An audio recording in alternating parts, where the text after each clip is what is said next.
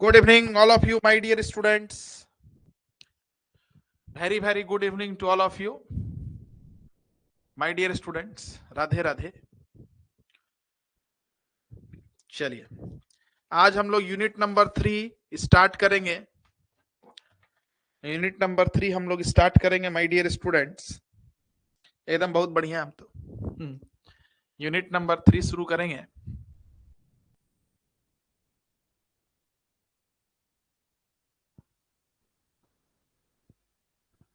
चलिए,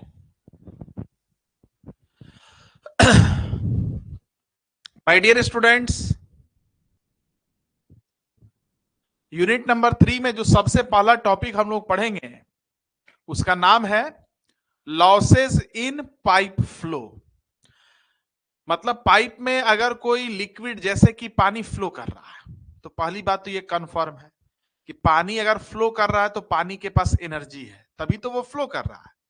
तो पाइप में पानी जिसके पास एनर्जी है, जब वो फ्लो करता है ना, तो उसके एनर्जी में फ्लो के दरमियान में कुछ नुकसान होता है. जैसे मान लो पानी है, उसके पास एनर्जी पाइप में घुसने से पहले 50 किलो जूल था, और जब पानी पाइप से निकला ना तो उसके पास एनर्जी हो गया 45 किलो जूल. तो वो 5 किलो जूल कहां गया? तो पाइप में जो पानी फ्लो किया ना, तो पानी के अंदर में पाइप में फ्लो करने की वजह से एनर्जी में कुछ नुकसान होता है. उसी को बोलते हैं लॉस इन पाइप फ्लो. मतलब कोई भी लिक्विड जब किसी पाइप में फ्लो करता है तो उसके एनर्जी में कुछ ना कुछ लॉस होता है. इसे ही हम कहते हैं लॉस इन एनर्जी या लॉस इन पाइप फ्लो, आप कह सकते हैं. ठीक है, चलिए ठीक है, थैंक यू. लेकिन सिलेबस बहुत बड़ा है, तो जब खत्म हो जाएगा तभी मानना कि खत्म हो गया सर. ठीक है, सिलेबस इसका बहुत बड़ा है माय डियर स्टूडेंट्स. टाइम पर खत्म हो जाए तो हम लोग के लिए बहुत अच्छी बात है ये. अच्छा my dear students, my dear students, मान लो, सपोज करो, लेट अस सपोज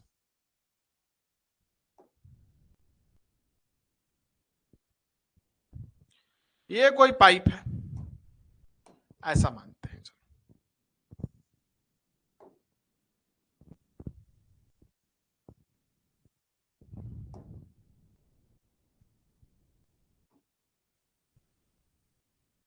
मानते हैं ये कोई पाइप है, ठीक है, जो हमारे रेफरेंस से किसी हाइट पर है.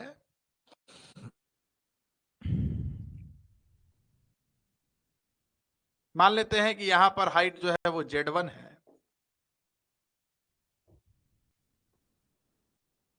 यहां पर जो हाइट है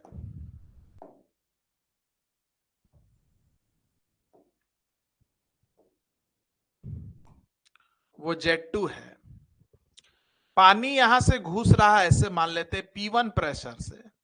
अब पानी जब निकल रहा है तो इसमें प्रेशर जो है P2 है, लेकिन प्रेशर अंदर की तरफ होता है, इसलिए P2 आपको ऐसे लिखना है. ठीक है, एक मंथ नहीं बचा है अभी. एक मंथ से ज्यादा टाइम बचा हुआ है. अभी तो मार्च में भी 10 दिन है, और एग्जाम हमको लगता है कि 15-20 मई से होना चाहिए. ठीक है, अभी टाइम है अच्छा खासा. नंदलाल चलो, तो मान लेते हैं हम लोग, ना कि जो पाइप है हमारे डेटम से Z1 हाइट पर है. यहाँ एग्जिट ऑफ दी पाइप, पानी जो निकल रहा है यहाँ Z2 हाइट पर निकल रहा है. पानी घुस रहा है P1 प्रेशर से, पानी निकल रहा है P2 प्रेशर से. पानी जब घुस रहा है ना, पानी जब घुस रहा है तो उसकी वेलोसिटी V1 है. पानी जब निकल रहा है ना तो उसकी वेलोसिटी कितनी है? तो V2 है. मान लिए हम ऐसा. तो माय डियर स्टूडेंट्स, हमको ये बताइए, मान लेते हैं कि जो पानी चल रहा है प्रेशर के वजह से उसके पास एनर्जी है, प्रेशर एनर्जी है उसके पास, मान लेते हैं 50 किलो जूल. ठीक है, वेलोसिटी के वजह से काइनेटिक एनर्जी है, मान लेते हैं 10 किलो जूल. और ये हाइट के वजह से इसके पास पोटेंशियल एनर्जी है, पोटेंशियल एनर्जी P-E मान लेते हैं उसको, 5 किलो जूल. तो यहां जो पानी घुसेगा इसके पास टोटल एनर्जी कितना हो गया? टोटल एनर्जी कितना हो गया? तो तुम बोलोगे सर टोटल एनर्जी हो गया 65 किलो जूल. कितना हो गया? 65 किलो जूल. ठीक है, ये हम माने ऐसा. ऐसा देखा गया कि पानी जब पाइप में फ्लो करके बाहर निकल रहा है ना, पाइप में पानी जब फ्लो करके बाहर निकल रहा है ना, तो यहां पर जो पानी के पास एनर्जी है, पानी के पास एनर्जी है, वो मान लेते हैं 62 किलो जूल है, 62 किलो जूल। तो वो 3 किलो जूल एनर्जी कहां गया? तो माय डियर स्टूडेंट्स, एक्चुअली में हुआ क्या था कि पानी जब पाइप में फ्लो करता है ना, पानी जब पाइप में फ्लो करता है ना, तो पाइप का जो सरफेस है ना, इस पानी के ऊपर में एक रेजिस्टेंस लगाता है जिसका नाम है फ्रिक्शन रेजिस्टेंस, है ना। पानी जब पाइप में फ्लो करेगा ना, पानी जब पाइप में फ्लो करेगा ना, तो पानी का वह लेयर जो पाइप के सरफेस के साथ कांटेक्ट में होगा, तो पाइप का सरफेस उस पानी के लेयर के ऊपर में एक फ्रिक्शनल रेजिस्टेंस लगाएगा। यही फ्रिक्शनल रेजिस्टेंस क्या कर रहा है? पानी जो पाइप में फ्लो कर रहा है उसके एनर्जी को नुकसान कर दे रहा है। सर बोथ एंड पर डायमीटर से, हाँ अभी माने हैं बोथ एंड पर डायमीटर से, मान लो इस पर बड़ा इस पर छोटा, ऐसा मान लेना, सेम रहेगा तो वेलोसिटी सेम रह जाएगा, ठीक है। तो ये एक कारण है, ये कारण बहुत सारा कारण हो सकता है कि पाइप में जब पानी फ्लो कर रहा है तो एनर्जी में यह जो 3 किलो जूल के एनर्जी में जो नुकसान हो रहा है, एक कारण ये फ्रिक्शन रेजिस्टेंस है। वैसे बहुत सारा और भी कारण होता है, लेकिन मेन कारण ये फ्रिक्शन ही है कि पाइप में जब पानी का फ्लो होता है तो घुसने से पहले पानी के पास अगर एनर्जी है 65 किलो जूल और निकलने के बाद पानी के पास एनर्जी है 62 किलो जूल, मतलब 3 किलो जूल का अगर नुकसान हो रहा है तो बहुत सारा फैक्टर है जिसके वजह से ये 3 किलो जूल का नुकसान होगा। उसमें सबसे मेजर फैक्टर ये फ्रिक्शन है। मतलब अगर 3 किलो जूल का नुकसान हो रहा है तो इस फ्रिक्शन के वजह से आप ये मान के चलिए कि 2.9 किलो जूल का एनर्जी का नुकसान ये सिर्फ फ्रिक्शन अकेले करा रहा है, और बाद बाकी जो 0.1 किलो जूल का नुकसान है और भी बहुत सारा कारण होता है जिस पर हम लोग आगे धीरे धीरे करके चर्चा करेंगे, ठीक है। माय डियर स्टूडेंट्स, हमको बताइए यहां पर जो पानी इंटर कर रहा है P1 प्रेशर से, जिसके वजह से एनर्जी है 50, क्या इस एनर्जी को हम हेड के टर्म में, हाइट के टर्म में नहीं लिख सकते हैं क्या? तो बोलोगे बिल्कुल लिख सकते हैं। अगर प्रेशर को डेंसिटी और ग्रेविटी से हम भागा दे देंगे तो ये प्रेशर एनर्जी हेड हो जाएगा। क्या हो जाएगा? प्रेशर एनर्जी हेड, मतलब यही एनर्जी हाइट के टर्म में आ जाएगा। मान लेते हैं कि P बटे रो जी को जब हम भागा दे रहे तो एच वैल्यू आ रहा है, मतलब प्रेशर की वजह से एनर्जी अगर 50 किलो जूल आ रहा है तो ये हाइट आ जा रहा है, मान लेते हैं हम लोग 5 मीटर। कितना हाइट आ रहा है? 5 मीटर मान लिए, एक वैल्यू ले लिए। अच्छा, काइनेटिक एनर्जी 10 किलो जूल है। अगर वेलोसिटी को स्क्वायर करके 2g से भागा दे देंगे तो यही काइनेटिक एनर्जी हाइट के टर्म में आ जाएगा। मान लेते हैं काइनेटिक एनर्जी हाइट के टर्म में है 1 मीटर। उसी तरीके से अगर ये पोटेंशियल एनर्जी 5 किलो जूल है तो इसको भी हाइट के टर्म में लिखा जा सकता है, जेड बना के। तो यहां पर जो एनर्जी है ना, इसको हम लोग हाइट के टर्म में भी लिख सकते हैं। प्रेशर एनर्जी को P बटे रो जी से, काइनेटिक एनर्जी को V स्क्वायर बाई 2g से, और पोटेंशियल एनर्जी को जेड के रूप में। तो मान लेते हैं कि यहां पर जो टोटल एनर्जी है अगर वो हाइट के टर्म में हम देखें, हाइट के टर्म में अगर हम देखें, टोटल एनर्जी अगर हम हाइट के टर्म में देखें तो मान लेते हैं वो हो गया 6.5 मीटर, सपोज करो, मतलब 6.5 metre is equivalent to 65 kilo joule मान ली, क्योंकि हमने एनर्जी को क्या किया, मीटर में कन्वर्ट कर लिया। हम कर सकते, कोई प्रॉब्लम नहीं। मतलब पानी जब यहां घुस रहा है ना तो उसके पास एनर्जी 6.5 मीटर के बराबर है। एनर्जी को हाइट के टर्म में बस लिखे हैं। और यहां पर जो पानी निकल रहा है ना तो उसके पास एनर्जी 6.2 मीटर हो गया। एनर्जी को बस हाइट के टर्म में लिखे। तो यहां पर एनर्जी का नुकसान हाइट के टर्म में कितना हुआ? तो बोलोगे 0.3 मीटर का नुकसान एनर्जी का हाइट के टर्म में हुआ है। तो एक्चुअली में जब बर्नौली इक्वेशन हम लोग पढ़े थे ना, तो वहां पर जो एनर्जी था ना उसको हम लोग हेड के टर्म में ही लिखे थे। तो यहां भी जो एनर्जी में नुकसान होगा ना उसको भी हम लोगों को हेड के टर्म में ही लिखना होगा। तो पहला बात आपको यह ध्यान में रखना है कि जब भी किसी पाइप में लिक्विड फ्लो करता है तो निश्चित तौर पर लिक्विड के पास एनर्जी है तभी वो फ्लो कर रहा है, और उस एनर्जी को हम लोग हेड के टर्म में लिखते हैं। जैसे यहां पर लिक्विड के पास कितना एनर्जी? तो बोलोगे P1 by rho g plus V1 square by 2g plus Z1, ये एनर्जी हाइट के टर्म में हो गया।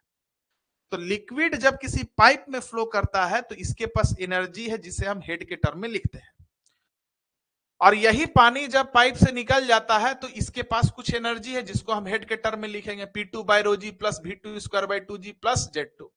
हम देखते हैं यहां पर एनर्जी अगर हेड के टर्म में H1 है और यहां पर एनर्जी हेड के टर्म में है H2, तो हम ये देखते हैं कि यहां पर जो एनर्जी हेड के टर्म में है वो हमेशा यहां पर जो एनर्जी होगा हेड के टर्म में उससे ज्यादा होगा। इसका मतलब क्या है, पानी जब यहां से यहां फ्लो कर रहा होगा तो उसके एनर्जी हेड में नुकसान हो रहा होगा, एनर्जी हेड में जरूर नुकसान हो रहा होगा। अगर यहां पर पानी घुसा, उसके पास एनर्जी हेड के टर्म में मान लेते हैं 8 मीटर है सपोज करो, और यहां से जो पानी निकला उसके पास एनर्जी मान लो हेड के टर्म में 7 मीटर है, तो 1 मीटर का क्या हुआ, लॉस हुआ कि नहीं हुआ। इसी को बोलते हैं हम लोग लॉस इन पाइप फ्लो। क्या बोलते हैं, लॉस इन पाइप फ्लो। मतलब अगर डिफिनेशन हम लोग इसको बोले, डिफाइन करने का प्रयास करें तो बस यही याद रखिएगा, when any fluid flows through a pipe, any fluid flows through a pipe, then loss in its energy which is represented in terms of head take place। जब भी कोई लिक्विड किसी पाइप में फ्लो करता है तो उसके एनर्जी में नुकसान होता है जिसे हम हाइट के टर्म में दिखाते हैं, और इसी को बोला जाता है लॉस इन पाइप फ्लो। क्या बोला जाता है, लॉस इन पाइप फ्लो। अब किन किन वजह से एनर्जी का नुकसान हुआ जिसे हम हेड के टर्म में लिखते हैं, वो बहुत सारे फैक्टर है, लेकिन जो प्रमुख फैक्टर है वो फ्रिक्शन है। इसलिए फ्रिक्शन को हम लोग, फ्रिक्शन के वजह से होने वाले नुकसान को हम लोग major loss in energy head कहते हैं। और भी सारा फैक्टर है जिस पर हम लोग धीरे धीरे करके चर्चा करेंगे। तो सबसे पहला बात जो आप लोग ये लिखिएगा, सबसे पहला बात जो आप लोग लिखिएगा, टॉपिक है हम लोगों का loss in pipe flow, loss in pipe flow, ये टॉपिक है, ठीक है। पहला पॉइंट आप जब लिखिएगा तो ये लिखिएगा, when any fluid flows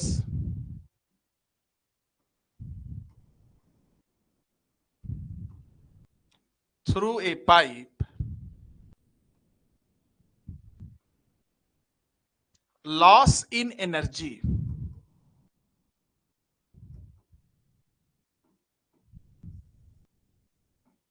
which is represented in terms of head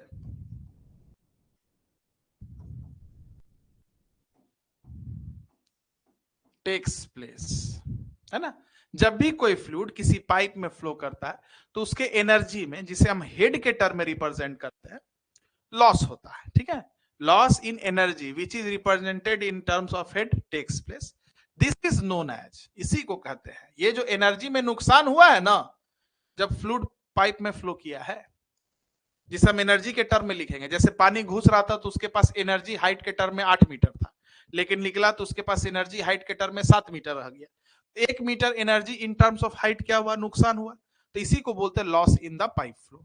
this is known as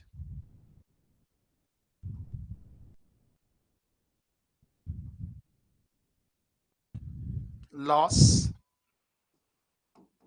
in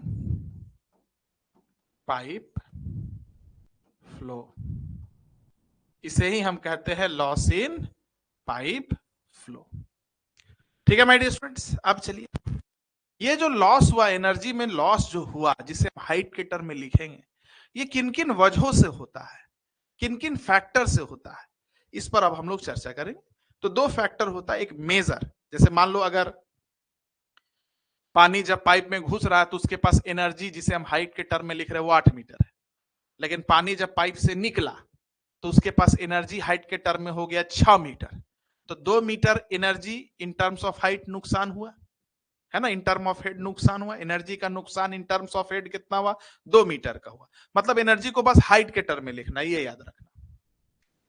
तो इस 2 मीटर में याद रखना 1.8 मीटर का जो नुकसान होगा वो पाइप का सरफेस जो फ्रिक्शन रेजिस्टेंस लगाएगा ना पानी के ऊपर में, उसके वजह से होगा।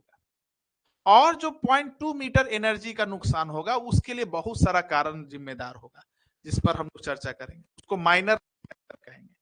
तो दो फैक्टर होता है, एक मेजर फैक्टर और दूसरा माइनर फैक्टर, जिसके वजह से पाइप में जब कोई फ्लूइड फ्लो करता है तो उसके एनर्जी हेड में नुकसान होता है। तो दूसरा पॉइंट जो है वो आपको ध्यान में रखना है, दूसरा पॉइंट जो वो आपको ध्यान में रखना है, टू फैक्टर्स, कैसे लिखेगा, वेरियस फैक्टर, तो बहुत सारे फैक्टर्स होते हैं, various factors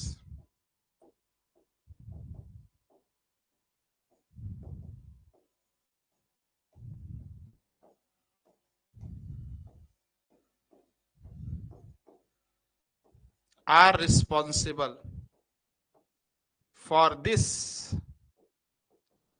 loss in energy which is represented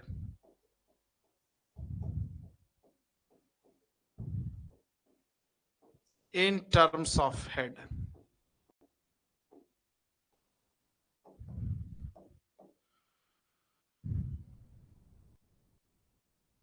Which is characterized in two ways.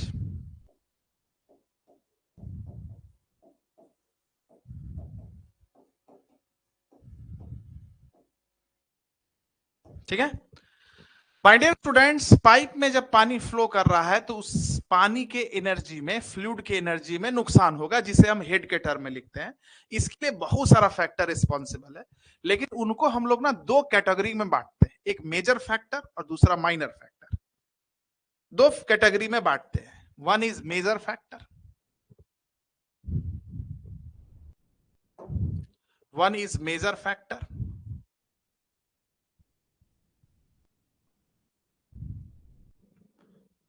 और दूसरा होता है माइनर फैक्टर, माइनर फैक्टर। ठीक है, एक मेजर फैक्टर, दूसरा माइनर फैक्टर। मेजर फैक्टर में क्या है भाई, सुनिए, ठीक है, फिर से सुनिए। पाइप में जब पानी फ्लो करता है ना, तो पाइप का ये जो सरफेस है, ये जो सरफेस है, पानी का ये जो लेयर होगा, ये लेयर जो इसके साथ कांटेक्ट में होगा, तो पाइप का सरफेस पानी के लेयर के ऊपर में क्या लगता है, एक फ्रिक्शन रेजिस्टेंस लगाता है। तो पानी जो आगे बढ़ रहा है ना, उसको पहले इस फ्रिक्शन रेजिस्टेंस को तोड़ना पड़ता है, फिर आगे बढ़ना पड़ता है। जब तक पाइप का सरफेस जो पानी के लेयर पर फ्रिक्शन रेजिस्टेंस लगा रहा है, पानी का लेयर उस फ्रिक्शन रेजिस्टेंस को खत्म नहीं करेगा, वो आगे नहीं बढ़ेगा। तो पानी का कुछ एनर्जी पाइप के सरफेस के द्वारा उसके ऊपर में लगने वाले फ्रिक्शन रेजिस्टेंस को समाप्त करने में चला जाता है। तो जो पानी आगे बढ़ेगा उसके पास एनर्जी, स्वाभाविक सी बात है, क्या होगी, कम हो जाएगी। तो ये फ्रिक्शन रेजिस्टेंस, पाइप के सरफेस का फ्रिक्शन रेजिस्टेंस एक कारण है जिसके वजह से फ्लूइड जो पाइप में फ्लो कर रहा, उसका एनर्जी में, जिसे हम हेड के टर्म में लिखते हैं, उसमें नुकसान होता है। ये याद रखिएगा। और ये फैक्टर मतलब अगर पानी घुस रहा है, इसके पास एनर्जी हाइट के टर्म में 8 मीटर है, और पानी निकल रहा है तो उसके पास एनर्जी हाइट के टर्म में अगर 6 मीटर है, मतलब 2 मीटर का एनर्जी हेड के टर्म में नुकसान अगर हुआ है, तो फ्रिक्शन उसमें से 1.8 या 1.9 नुकसान करेगा। मतलब मोटा मोटी जो नुकसान हो रहा है वो फ्रिक्शन की वजह से हो रहा है। और जो 0.2 या 0.1 metre energy in terms of head में जो नुकसान हुआ है, उसके लिए और सारे फैक्टर्स रिस्पॉन्सिबल है, जो माइनर फैक्टर में चले जाते हैं। तो मेजर फैक्टर में मतलब एनर्जी जो इन टर्म्स ऑफ हेड नुकसान हुआ, उसका जो सबसे मोटा मोटी भाग है, उसके लिए जिम्मेदार कौन है, फ्रिक्शन। तो friction resistance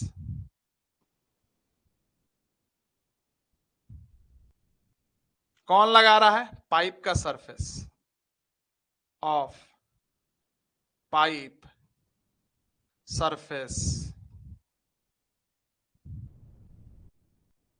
is considered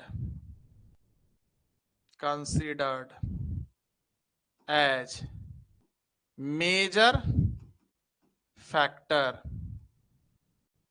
in loss of energy in terms of head, in terms of head, ठीक है, in terms of head, ठीक है ना। तो फ्रिक्शन रेजिस्टेंस जो पाइप का सरफेस बहते हुए पानी के ऊपर में लगा रहा है, ये पानी के एनर्जी में जो नुकसान हुआ, जिसे हम हाइट के टर्म में लिखाने वाले हैं, उसका ये एक मेजर फैक्टर है, प्रमुख कारण है, ठीक है।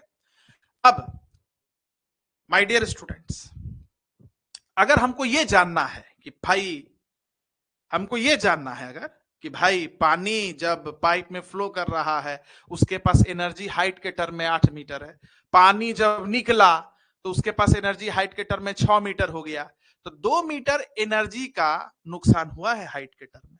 तो इसमें फ्रिक्शन के वजह से कितना नुकसान हुआ, ये भी तो जानने की इच्छा होनी चाहिए ना।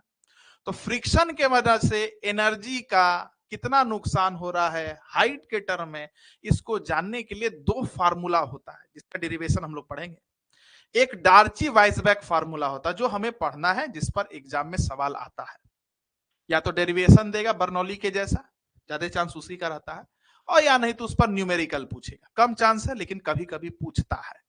तो हम लोग को दोनों टॉपिक अच्छे से कवर करना है। और एक होता है चेजिस फार्मूला, दोनों साइंटिस्ट थे, डार्ची वाइसबैक भी साइंटिस्ट थे, ऑस्ट्रेलियन थे, और चेजिस भी ऑस्ट्रेलियन थे। दोनों ने फार्मूला दिया कि ठीक है, हम ना ये माने कि पाइप में जो पानी घुस रहा है उसके पास एनर्जी हाइट के टर्म में 8 मीटर है, वही पानी जब पाइप से निकला तो उसके पास एनर्जी हाइट के टर्म में 6 मीटर हो गया, तो 2 मीटर का एनर्जी का नुकसान हुआ है हाइट के टर्म में।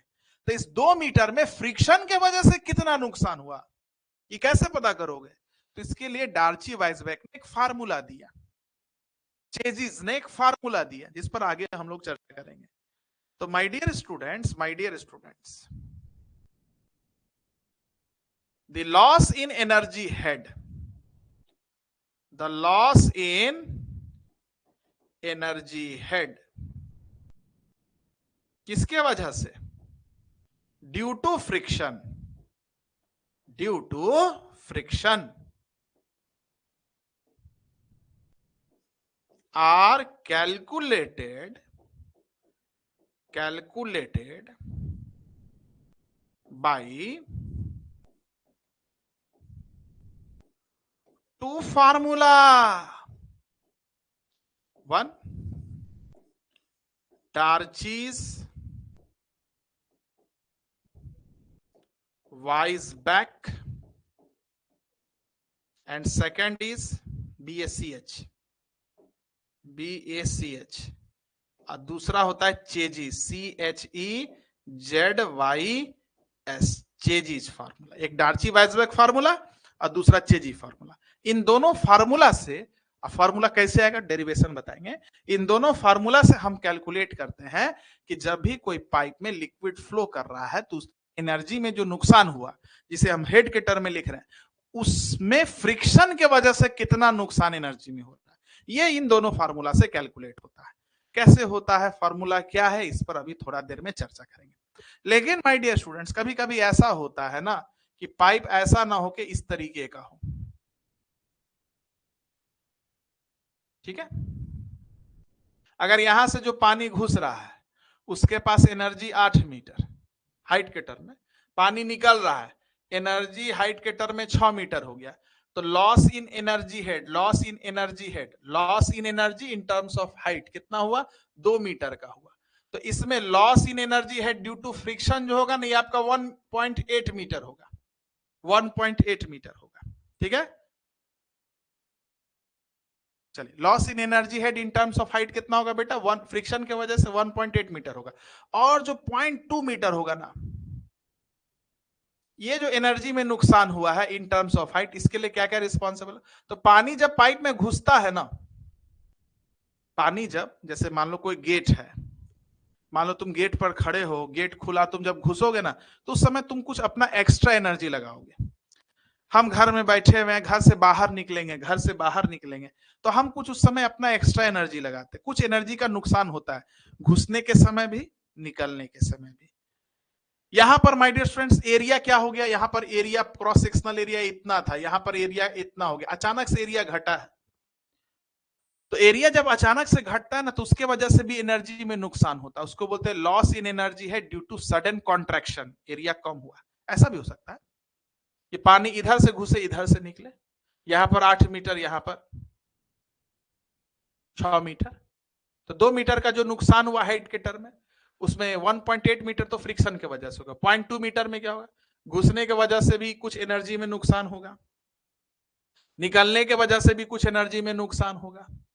एरिया कम था, अचानक से बढ़ गया, इसको बोलते हैं लॉस इन एनर्जी है ड्यू टू सडन एक्सपेंशन।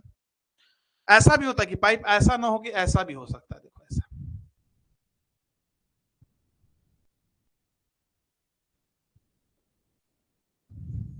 ठीक है।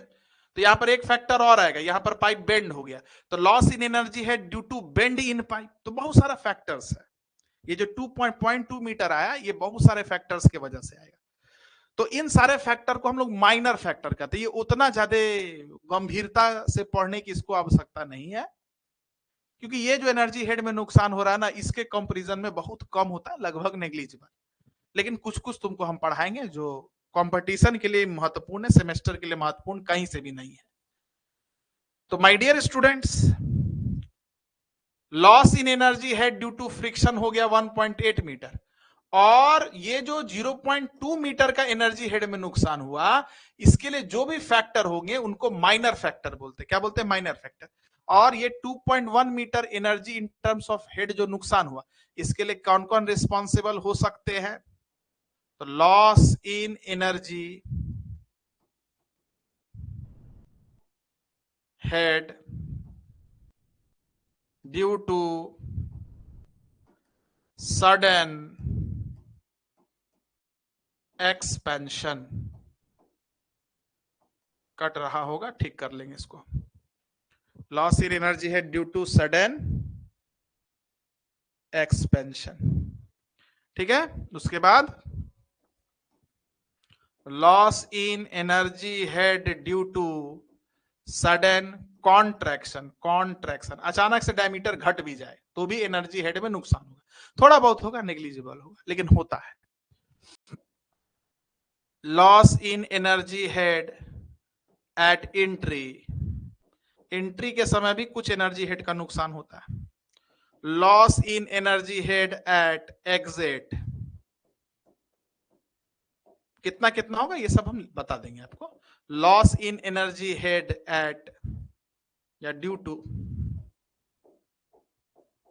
बेंड, बेंडिंग के वजह से भी नुकसान होता है। तो ये सब कुछ एनर्जी हेड में जो नुकसान हुआ है, तो ये सब मिला के भी बहुत कम होते हैं, इसलिए इनको माइनर फैक्टर कहते हैं। क्या कहते हैं हम लोग? माइनर फैक्टर कहते हैं। अब एक एक करके सारा टॉपिक पढ़ेंगे, ठीक है। लगेगा आपको 2-3 क्लास, ये एक क्लास में निपटा देंगे, ठीक है। इसमें कुछ बहुत वैसा नहीं, मतलब 4 क्लास में ये टॉपिक आपका कंप्लीट हो जाएगा, 4-5 क्लास मान के चलिए, ठीक है। उसके बाद फिर है सीरीज कॉम्बिनेशन, पाइप का कॉम्बिनेशन ऑफ पाइप डुपिट इक्वेशन, उसमें 2-3 क्लास मानिए तो 7-8 क्लास का चैप्टर है, खत्म हो जाएगा। चलिए आगे बढ़ते हैं। तो अब टॉपिक है माय डियर स्टूडेंट्स हमारा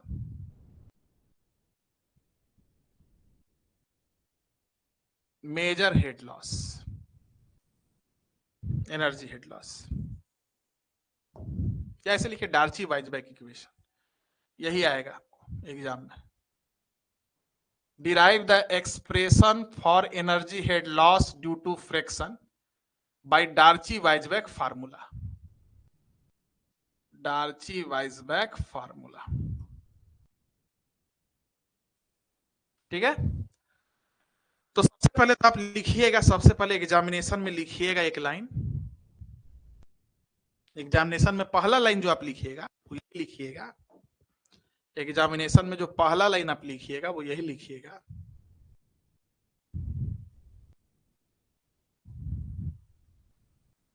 डार्चीज Weisbach given formula to calculate loss in energy head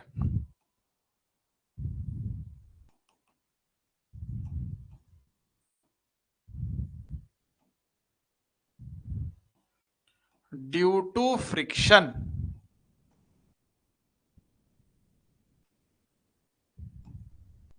in pipe flow, in pipe flow.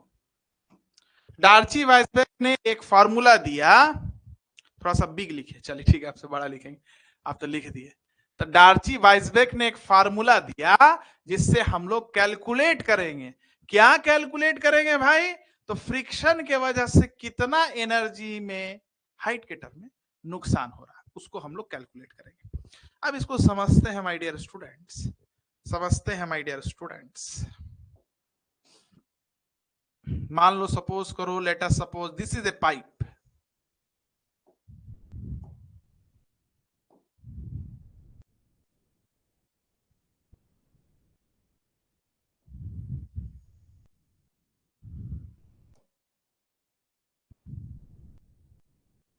ठीक है, ये पाइप है, पाइप में फ्लो करेगा लिक्विड,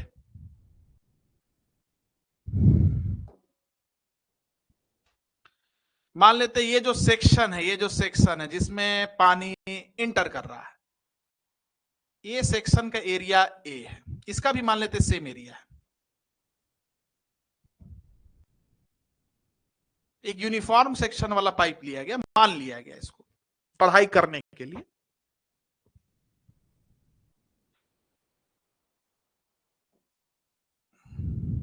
यहां पर जो पानी घुस रहा है उसके पास प्रेशर मान लेते हैं P1 है, ठीक है, और यहां जो पानी निकलेगा उसका प्रेशर हो जाएगा P2। प्रेशर हमेशा अंदर की तरफ, प्रेशर हमेशा किधर बेटा? अंदर की तरफ, है ना। मान लेना ये सेक्शन 1 है, मान लेना ये सेक्शन 2 है, ठीक है, मान लेना सेक्शन 1 है, सेक्शन 2 है। पानी जो फ्लो करेगा ना, ये जो पाइप का सरफेस है, एक्चुअली में पूरा गोल है, लेकिन हम लोग का लिमिटेशन है, बोर्ड पर पढ़ रहे 2D में, तो पाइप को ऐसे ही बनाना पड़ेगा, लेकिन ये तो पूरा ऐसा गोल है, याद रखना। तो पानी जो फ्लो करेगा ना, पाइप का जो पूरा सरफेस है ना, इस बहते हुए पानी के ऊपर में एक फ्रिक्शनल रेजिस्टेंस लगाएगा, एक फ्रिक्शन फोर्स लगाएगा, जिसको हम F लिखेंगे। क्या लिखेंगे बेटा? F लिखेंगे। तो ये जो पानी बहेगा इसमें, इस प्रेशर के वजह से इसमें एक फोर्स आएगा इस डायरेक्शन में, इस प्रेशर के वजह से पानी में फोर्स आएगा इस डायरेक्शन में, क्योंकि प्रेशर इधर है, तो प्रेशर के वजह से पानी में जो फोर्स होगा उसका भी डायरेक्शन वही होगा जो प्रेशर का डायरेक्शन है।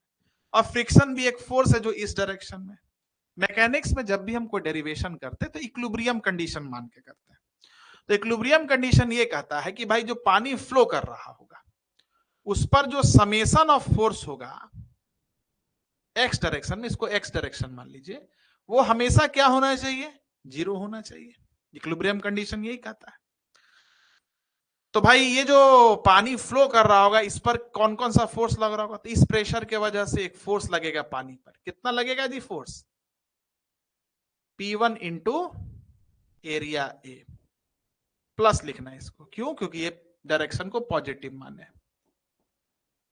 अच्छा, और सर इस प्रेशर के वजह से भी पानी पर फोर्स होगा, माइनस लिखना उसको, P2 इंटू ए। माइनस क्यों लिखो? क्योंकि डायरेक्शन अपोजिट है, प्रेशर इंटू एरिया फोर्स होता है। और एक फोर्स है पानी पर, friction, minus F is equal to 0। तो my dear students, my dear students, my dear students,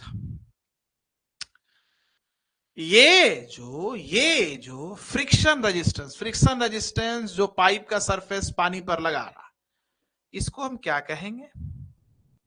इसको कहेंगे P1 माइनस P2 बटे P1 minus P2 into A.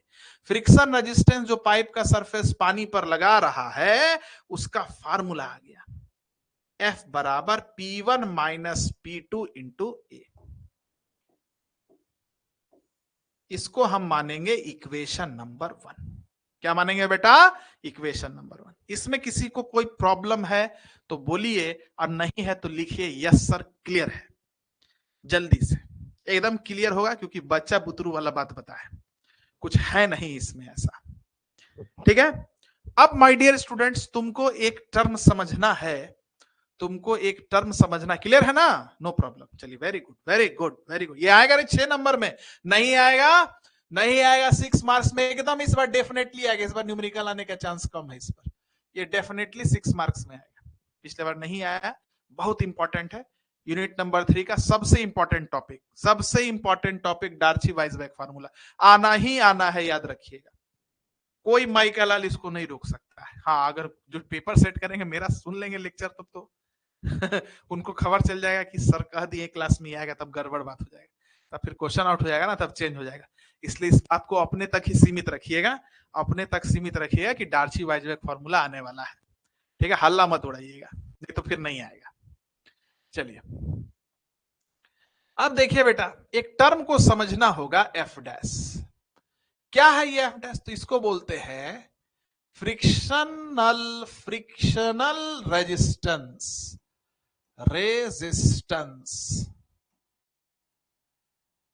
Per unit wetted area, per unit square of velocity. समझिएगा इसको, समझिएगा इसको। मतलब F dash जो होता है ना, पाइप का सरफेस पानी पर कितना फ्रिक्शनल रेजिस्टेंस लगा रहा है, एफ, बटे वेटेड एरिया। अब वेटेड एरिया क्या है बता रहा है? पर यूनिट, पानी जिस वेलोसिटी से चल रहा है उसका स्क्वायर, इसको बोलते हैं frictional resistance per unit wetted area per unit square of velocity को एफ डैश लिखते हैं। ये आपको समझना है। अब क्यों समझ रहे हैं, इसका यूज है आगे, आप इसको अभी समझिए, खाली ऐसे ही सर बता रहे हैं, आगे जब यूज होगा तो देखेंगे। माय डियर स्टूडेंट्स, ध्यान से सुनिएगा, समझिएगा, इंपॉर्टेंट। अगर मान लो ये कोई तुम्हारा पाइप है, इसका डायमीटर अगर d है,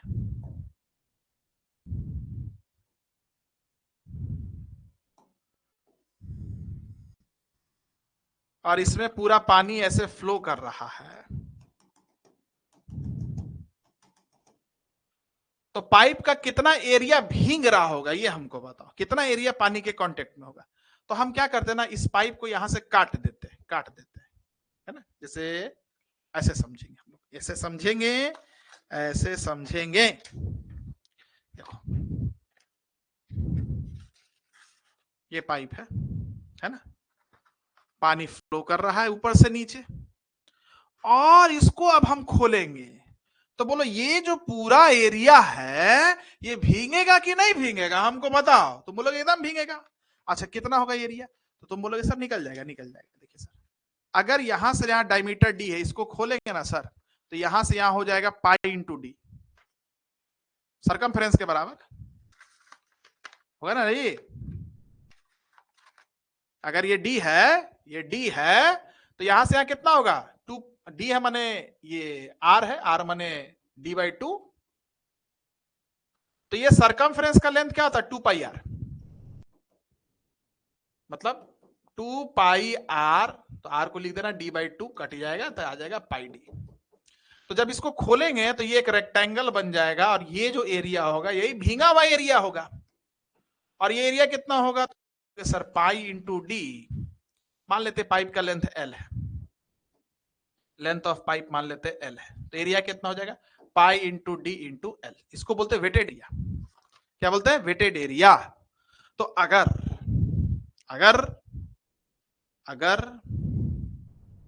पाइप का लेंथ एल है, if length of pipe is L, पानी जिस पाइप में फ्लो कर रहा है उसका लेंथ अगर एल है, तो my dear students, wetted area वह एरिया जो पानी से भीगेगा, पाइप का वह एरिया जो पानी से भीगेगा, उसे हम कहेंगे pi into D into L. किसी को कोई दिक्कत नहीं होना चाहिए। तो फ्रिक्शनल रेजिस्टेंस वेटेड एरिया को अगर इधर लिख दे, मतलब पाइप का सरफेस पानी पर कितना फ्रिक्शन रेजिस्टेंस लगा रहा, अगर हम ये निकालना चाहते हैं, फ्रिक्शन रेजिस्टेंस निकालना चाहते हैं, तो ये हो जाएगा एफ डैश गुने वेटेड एरिया इधर चला गया, pi into D into L गुने पानी किस वेलोसिटी से आ रहा है, पाइप यूनिफॉर्म सेक्शन का वेलोसिटी बदलेगा नहीं, तो वी स्क्वायर। फ्रिक्शन रेजिस्टेंस का एक फार्मूला और आ गया, फ्रिक्शन रेजिस्टेंस का एक फार्मूला और आ गया, इसको बोलेंगे इक्वेशन 2। क्या बोलेंगे? इक्वेशन 2। ठीक है, इसमें किसी को कोई दिक्कत नहीं होना चाहिए। नहीं 2 पाई आर, आर बार जो है अब बचपन में हो गया, अब आप मॉस भी पढ़े होंगे, टॉस भी पढ़े होंगे, पढ़ रहे हैं, है ना, एफएम भी पढ़ रहे हैं। अब इंजीनियरिंग में हम लोग आर में बात नहीं करते, हम डायमीटर में बात करते हैं। ठीक है, ठीक है, हाँ, अब डायमीटर में सब चीज लिखना है। इसमें भी किसी को कोई दिक्कत नहीं होना चाहिए, नहीं होना चाहिए। अब कुछ नहीं करेंगे, अब कुछ नहीं करेंगे। अब इस 1 और 2 पर लगावेंगे बर्नौली इक्वेशन, जो कहता एनर्जी कंजर्व्ड है। मान लेते हैं यहां पर एनर्जी है 8 मीटर, यहां पर एनर्जी हो गया मान लेते हैं 6 मीटर, मान लेते हैं यहां पर एनर्जी 8 मीटर हाइट के टर्म में, यहां पर एनर्जी 6 मीटर हाइट के टर्म में।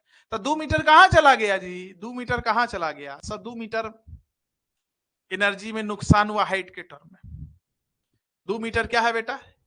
एनर्जी में नुकसान हुआ हाइट के टर्म में, और इसमें 2 मीटर में 1.99 आप मान के चलिए फ्रिक्शन के वजह से, मतलब 2 मीटर में 2 मीटर तनी मनी कम फ्रिक्शन के वजह, मतलब मोटा मोटी तो सब फ्रिक्शन लेके जा रहा है। तो head loss due to friction approximately equal to 2 हो गया, आप ऐसा मान सकते हैं। तो क्या 6 metre plus 2 metre is equal to 8 metre नहीं हो जाएगा? तो अगर यहां पर एनर्जी हाइट के टर्म में H1 है और यहां पर एनर्जी हाइट के टर्म में H2 है, तो क्या H1 को H2 plus energy loss in terms of head due to friction नहीं लिख सकते हैं? क्या बोलो, लिख सकते हैं कि नहीं? बोलो, लिख सकते हैं कि नहीं? बर्नौली इक्वेशन का था एनर्जी कंजर्व्ड है, यहां पर अगर 8 मीटर तो यहां भी 8 मीटर होगा। यह अलग बात है कि 6 मीटर पानी के पास, 2 मीटर फ्रिक्शन के पास। तो माय डियर स्टूडेंट्स, हम लोग ये मानेंगे कि energy in terms of height यहां पर अगर H1 है, तो यहां पर जो energy in terms of height होगा H2 प्लस HF हो जाएगा। H1 is equal to H2 plus HF हो जाएगा। क्या इसमें कोई दिक्कत किसी को? बोलो, लिख सकते हैं कि नहीं लिख सकते? बोलो, बिल्कुल लिख सकते हैं। तो अब माय डियर स्टूडेंट्स हम लोग कहेंगे क्या? अब हम लोग कहेंगे क्या? H1 is equal to energy in terms of head at inlet, H2 is equal to energy in terms of head at outlet, and HF is equal to अगर energy in terms of head loss in friction, then my dear students, H1 is equal to H2 plus HF। ये हम लिखेंगे energy conservation से, Bernoulli equation से, जो कहता है energy conserved होगा। ठीक है, HF क्या है? वही तो बताए, energy loss in terms of height due to friction. Energy में नुकसान कितना हुआ है हाइट के टर्म में, फ्रिक्शन के वजह से, वो HF है। ठीक है अनिकेत? रामायण खत्म हो गया, सीता का तुम तलाश कर रहा है रे। चलिए, तो क्या हम लोग energy head loss due to friction, energy loss जो हुआ है हाइट के टर्म में, फ्रिक्शन के वजह से कितना हुआ है, इसको हम H1 माइनस H2 लिख सकते हैं कि नहीं लिख सकते? तुम बोलोगे एकदम लिख सकते, और इसी को हमको निकालना है, इसी चीज को हमको निकालना है। क्या निकालना है? कि एनर्जी में जो नुकसान हुआ हाइट के टर्म में फ्रिक्शन के वजह से कितना हुआ, यही ना हमको निकालना है जी। चलो, अब H1 को क्या लिखोगे? बताओ हमको कि यहां पर जो एनर्जी है हाइट के टर्म में, उसको क्या लिखोगे? यहां पर एनर्जी 3 वजह से होता है। एक P1 की वजह से एनर्जी, तो हाइट के टर्म में हो जाएगा P1 बाय रो जी। दूसरा वेलोसिटी की वजह से तो v1 स्क्वायर बाई 2g, और तीसरा रेफरेंस लाइन से पोटेंशियल के वजह से, हाइट के वजह से पोटेंशियल जी, तो उसको हाइट के टर्म में क्या लिखोगे, तो z1। तो मान लेते हैं कि energy in terms of height at 1 हो जाएगा hf is equal to hf energy loss in terms of head due to friction हो जाएगा P1 बटे रो जी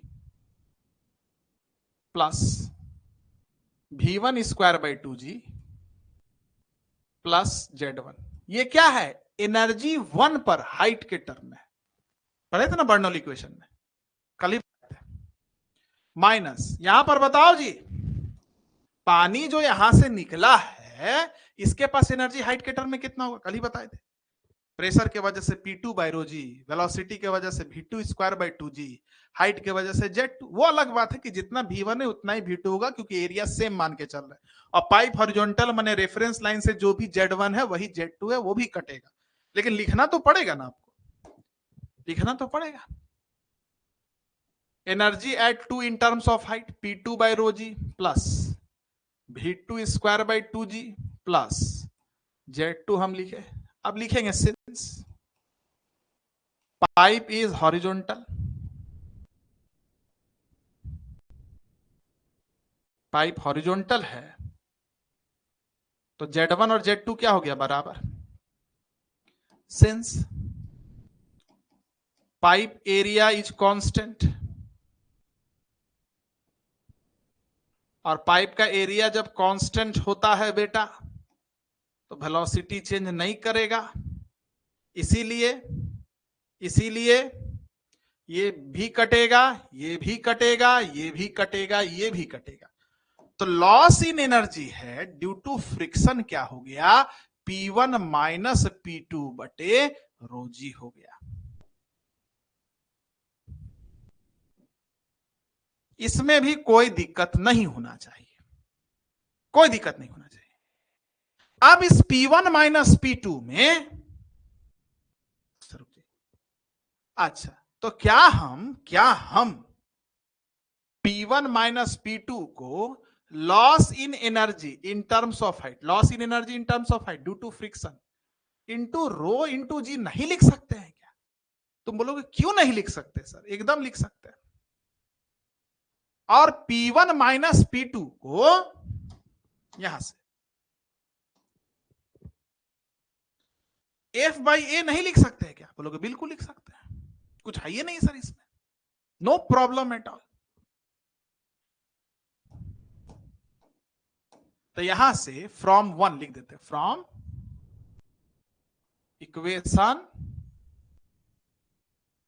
1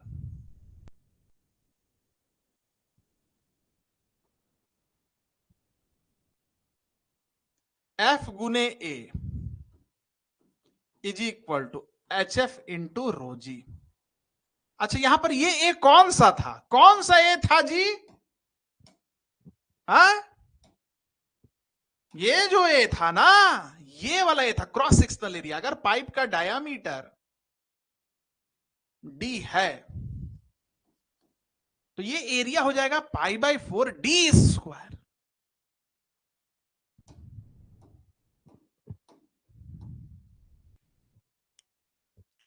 तो फ्रिक्शन रेजिस्टेंस हो जाएगा पाई बाई 4 D स्क्वायर HF रो जी। कोई दिक्कत नहीं, इक्वेशन 1 से इसमें पुट किया है ना, फ्रॉम 1 P1 माइनस P2 को F इंटू ए लिखे, ये बराबर हो क्रॉस सेक्शन। Very good. अच्छा, इक्वेशन नंबर 2 हमको बोला, फ्रॉम इक्वेशन 2 हमको मालूम है कि फ्रिक्शन रेजिस्टेंस जो होता है, फ्रिक्शन रेजिस्टेंस जो होता है F dash into pi D L into भी स्क्वायर होता है। इक्वेशन 2 बोला, चलो तो यहां लिख दिए F dash into pi into D into L into भी square into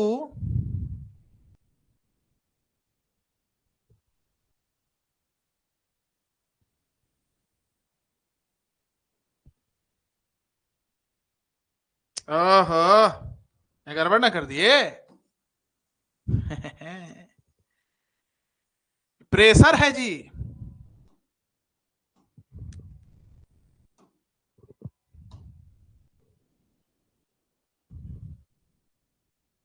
P1 minus P2 into A F है, तो P1 माइनस P2 क्या हो जाएगा, एफ बाई ए ना हो जाएगा। हाँ वेरी गुड, पकड़ लिए थे तुम, हम भी पकड़ लिए, गड़बड़ हुआ तो पकड़ा गया।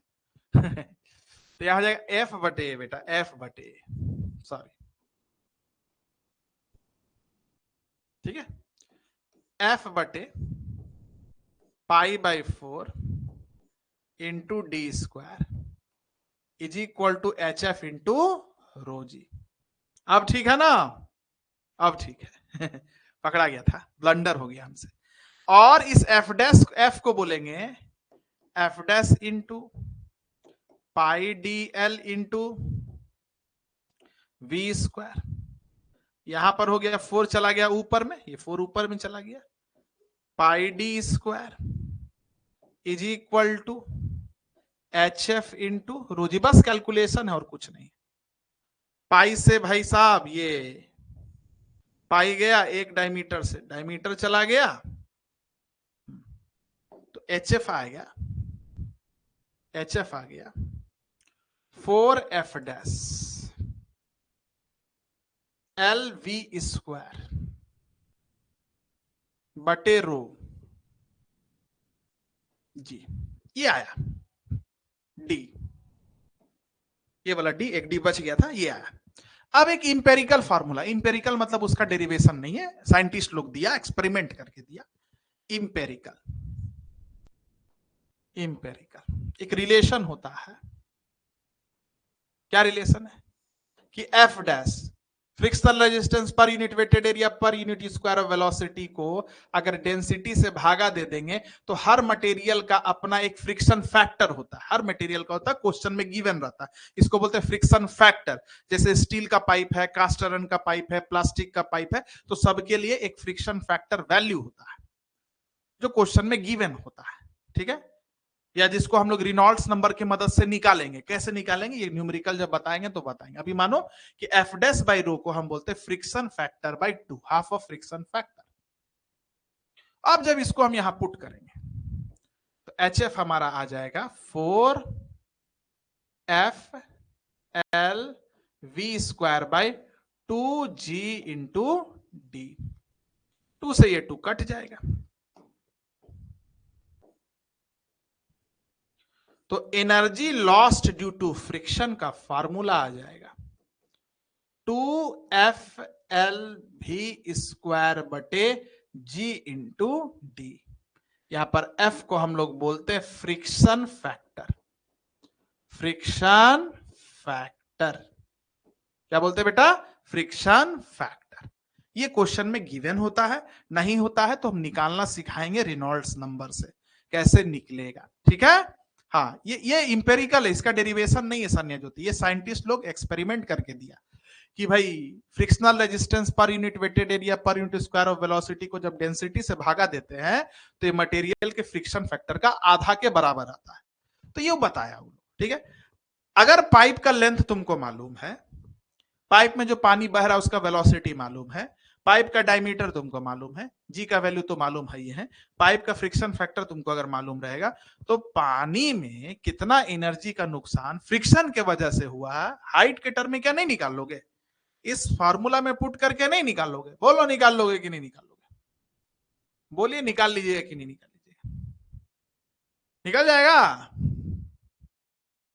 तो बस यही डेरिवेशन है 6 मार्क्स में, एकदम आएगा ही आएगा, 100% आएगा ही आएगा।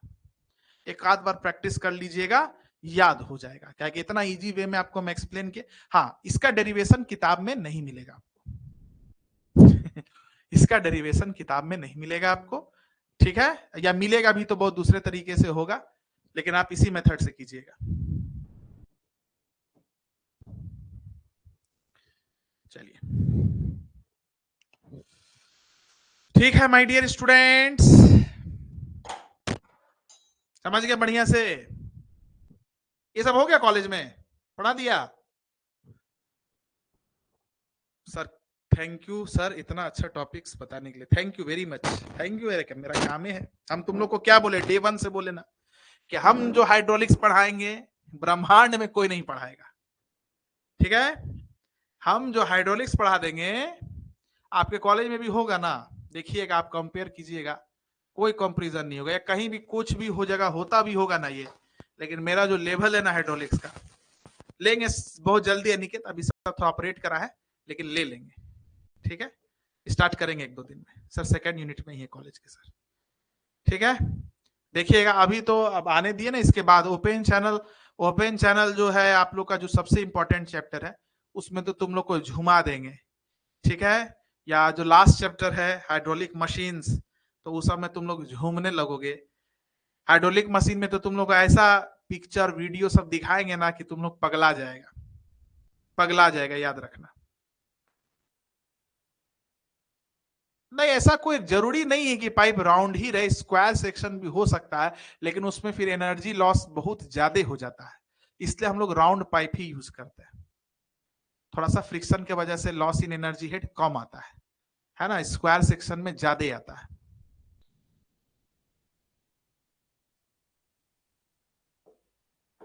चलिए, 4 मल्टीप्लाई किए हैं तो वो नीचे से 2 नहीं हटाए होंगे, वो 4FL_v² लिखते होंगे। 4FL_v² भी लिख सकते हैं आप, हम 2 काटे हैं और क्या, वो भी ठीक है लिखे, कोई गलत नहीं लिखे। पीयूष, 4FL_v² भी लिख सकते हैं आप, या हम GD भी लिख सकते हैं। 1 से 2 दिन में स्टार्ट करेंगे सर, तब तक आप लोग रिकॉर्डेड से पढ़िए। बीपीडी का क्लास कल होगा, बीपीडी का क्लास कल होगा। अभी 1 हफ्ता लगातार बीपीडी का क्लास चलेगा सर, पटने में 1 हफ्ता रहेंगे, तो बोले कि हम मोस्ट ऑफ द टॉपिक खत्म करके ही जाएंगे, छोटा सिलेबस है उसका, ठीक है। टॉस को आप लोग तब तक रिकॉर्डेड से कवर कीजिए जब तक सर नहीं ले रहे हैं क्लास, ठीक है। Have a nice day, have a nice day. मजा आ रहा है कि नहीं आ रहा है, कैसा लग रहा है हाइड्रोलिक्स, रिप्लाई कीजिए फटाफट। अच्छा लग रहा है hydraulics? Good night, sweet dream, take care, good night, good night. अच्छा लग रहा है, बहुत अच्छा sir, thank you very much, बहुत अच्छा लग रहा है सर, वाह। हाँ ठीक है, कोई दिक्कत नहीं, कहीं से भी पढ़िए, सब अच्छा निकेत, बहुत मस्त।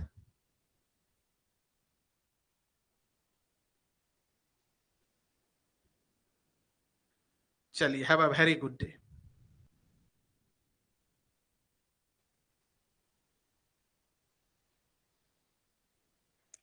Good day to all of you.